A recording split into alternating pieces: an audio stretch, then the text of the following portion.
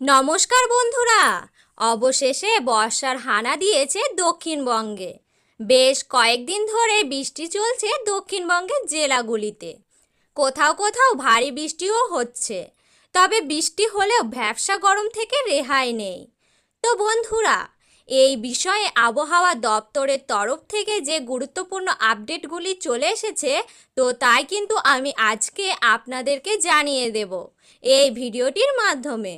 তো বিস্তারিতভাবে জানতে হলে অবশ্যই ভিডিওটিকে শেষ পর্যন্ত মনোযোগ সহকারে দেখবেন এবং আপনার জেলার যে কোনো গুরুত্বপূর্ণ খবরের আপডেট আপনি যদি সবার প্রথমে পেতে চান, তাহলে অবশ্যই চ্যানেলটিকে সাবস্ক্রাইব করবেন এবং পাশে থাকা বেল আইকনটিকে প্রেস করে রাখবেন পরবর্তী খবরগুলি সবার আগে পাওয়ার জন্য। তাহলে চলুন ভিডিওটি শুরু করা যাক। আজ দিনভর আকাশ মেঘলা থাকার সম্ভাবনা রয়েছে কলকাতায়, সাথে হালকা বৃষ্টির সম্ভাবনাও রয়েছে।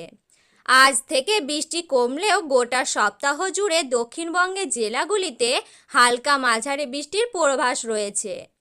চলতি সপ্তাহে দক্ষিণবঙ্গের সমস্ত জেলাতেই বজ্রবিদ্যুৎ সহ বিক্ষিপ্ত বৃষ্টির সম্ভাবনা রয়েছে। যদিও ভারী বৃষ্টির তেমন পূর্বাভাস নেই, রোদ বৃষ্টির লুকোচুরি জারি হয়েছে দক্ষিণবঙ্গে।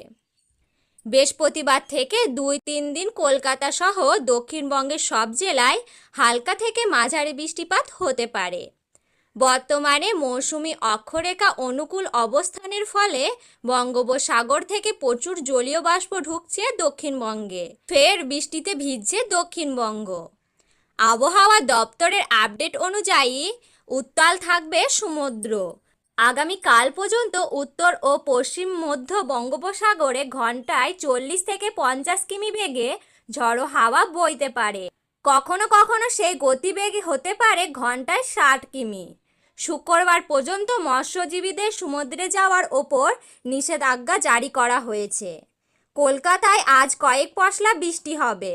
আজ শহরে সর্বোচ্চ ও সর্বনিম্ন তাপমাত্রা থাকতে পারে 26 থেকে 34 ডিগ্রি সেলসিয়াস।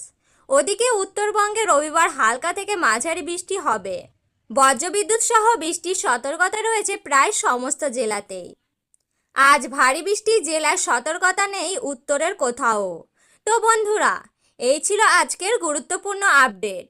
এই রকম গুরুত্বপূর্ণ আপডেট সবার আগে পাওয়ার জন্য অবশ্যই আমাদের চ্যানেলটিকে সাবস্ক্রাইব করে রাখবেন এবং পাশে থাকা অল বাটনটি ক্লিক করে রাখবেন পরবর্তী খবরগুলি সবার আগে পাওয়ার জন্য।